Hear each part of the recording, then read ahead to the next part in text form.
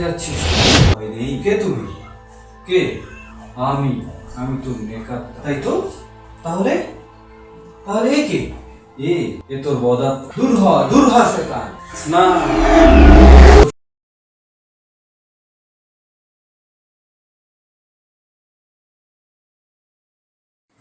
ইনি হচ্ছেন সৈয়দ বংশের ছেলে। ইনি সবসময় চিন্তার ভিতরে থাকতে ভালোবাসেন। তাই তো মাঝে মাঝেই সে তার নিজ সত্তার সাথে কথা বলেন। এরই মধ্যে তার দাড়িতে ধরিয়াছে পাক। এখন তো তার চিন্তার আর শেষ নেই, যে কারণে এখানে তাকে দেখা যায় নেক আত্মা ও বদাত্মার সাথে কথোপকথন। হায় হায়, বয়স যে বেড়ে গেল অনেক, টেরি পেলাম না। তাই তো বলি, দাড়িতে ধরিয়াছে পাক, দিনে দিনে বাড়িতেছে বেলা, কিন্তু শুধিতে পারলাম না জীবনে জমে থাকা অনেক ঋণ। তাহলে তাহলে কি হবে আমার?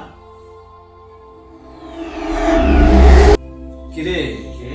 এত ভাবছিস কেন তুমি? এত ভাবাভাবির কি আছে? আর ভেবেই বা কি হবে? কি এমন বয়স হয়েছে তোর এত ভাবছিস? তোর তো তেমন কোনো বয়সই হয়নি।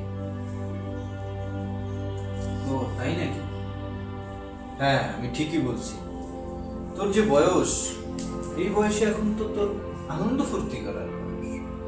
তুই এখন আনন্দ করবি, ফুর্তি করবি, এটাই তো তোর করা উচিত।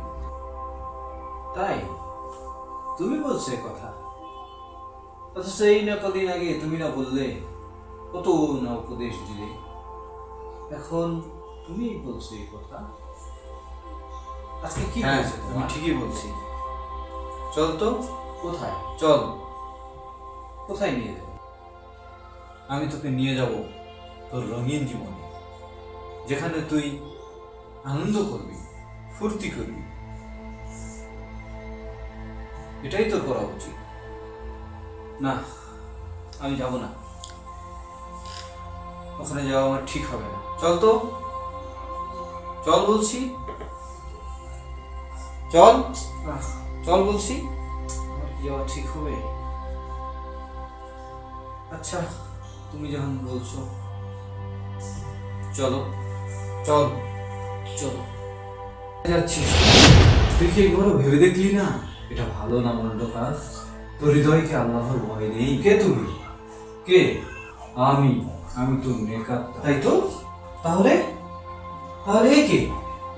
এ তোর বদাত্মা, যার কাজই হচ্ছে তোকে অন্যায় করা, মন্দ কাজের দিকে নিয়ে যাওয়া। আসলেই তো তাই। হে আল্লাহ, তুমি আমাকে এই বদ চিন্তা থেকে করো। দূর হ শয়তান।